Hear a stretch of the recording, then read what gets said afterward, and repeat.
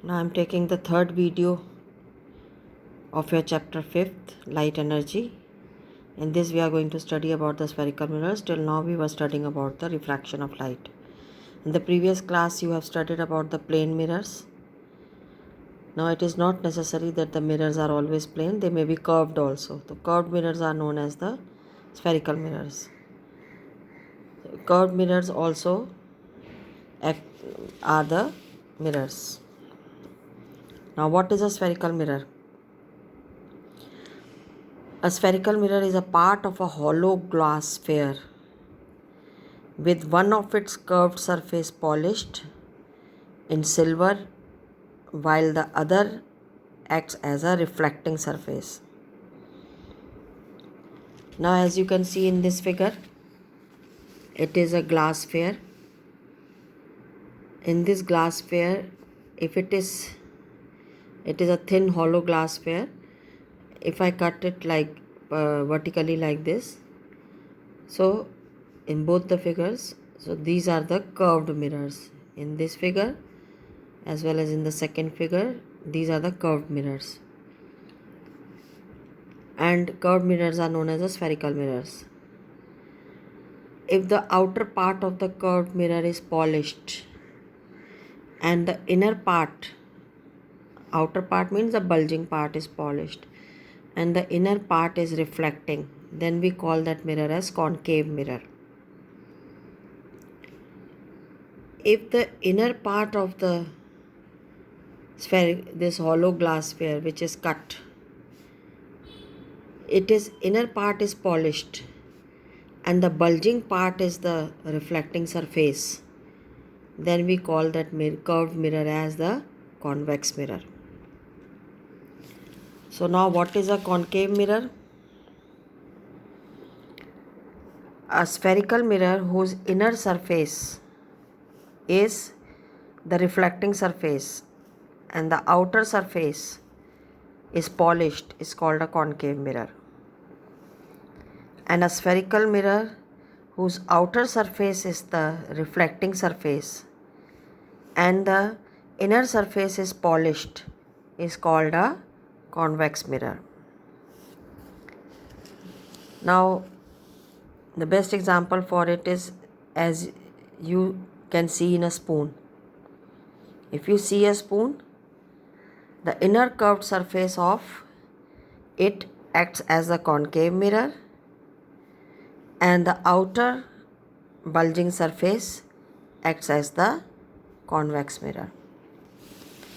Now we are going to study about some of the terms related to the spherical mirrors.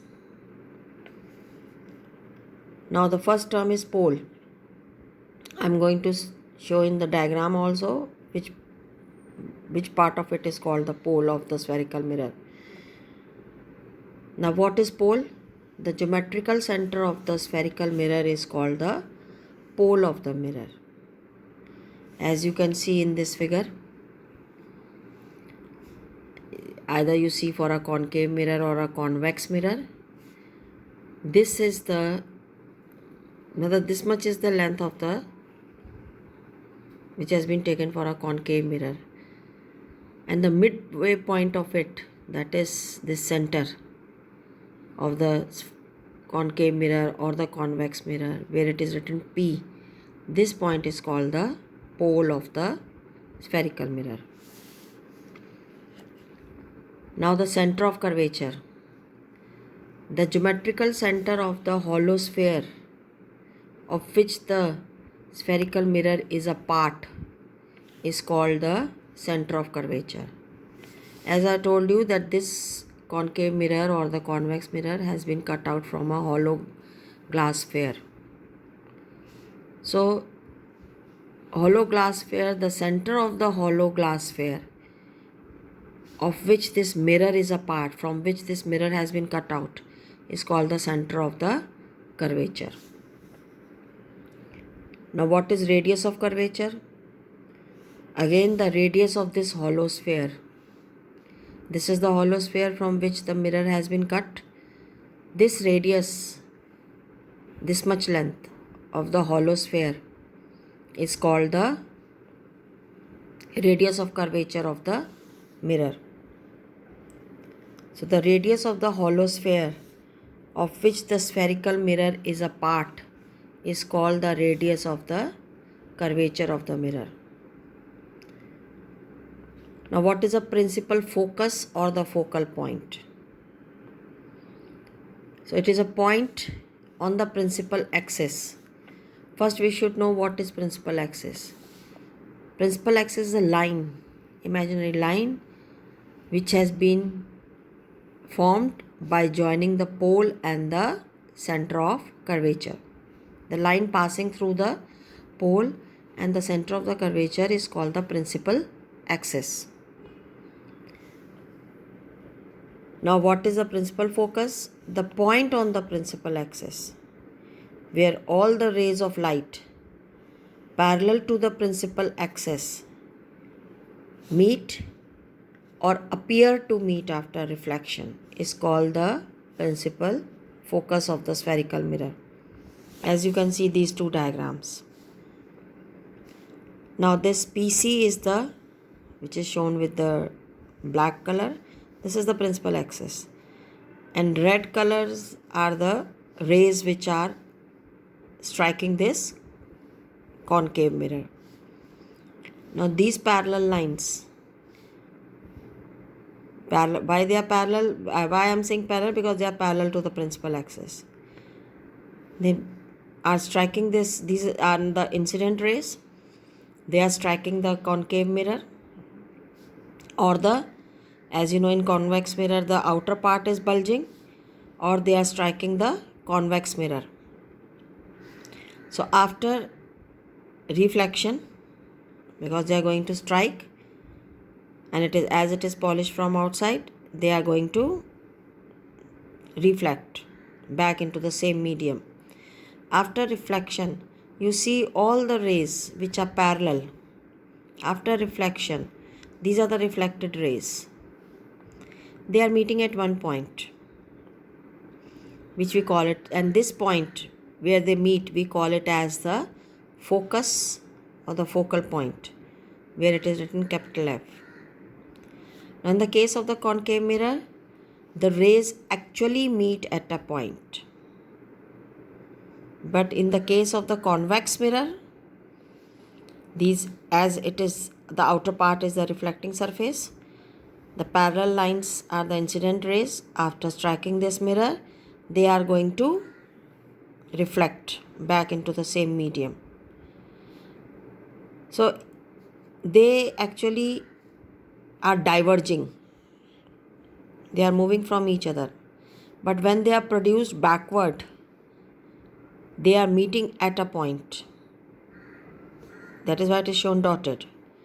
They meet at a point, and this point we call it as focus. So in the case of the concave mirror, they meet at a point, but in the case of the convex mirror, they appear to meet at a point.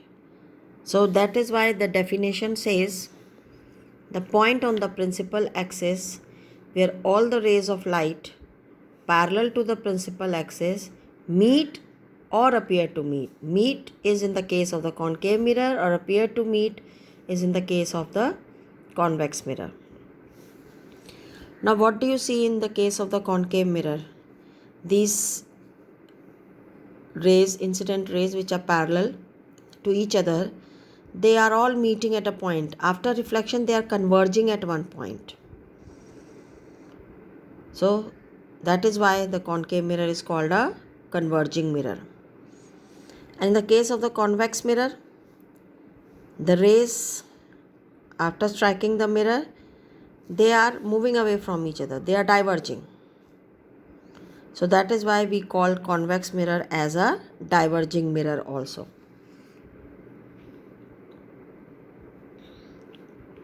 In a concave mirror, all rays of light parallel to the principal axis converge after reflection and meet at the principal focus. Due to this property, concave mirrors are called the converging mirror.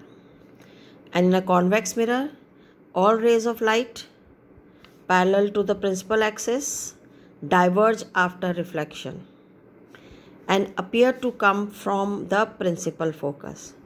Due to this property, convex mirror are known as the diverging mirror. Now next term to be discussed is the focal length. What is the focal length? Focal length is the distance between the pole and the focus, that is this PF. PC I told you is the radius of curvature. The distance between the pole and the center of curvature is called the radius of curvature. And the distance between pole and the focus is called the focal length. And this focal length, what is the relation between the focal length and the radius of curvature? This focal length will be half the radius of curvature. Or in other words, it will be exactly at the midpoint of the radius of curvature. So the distance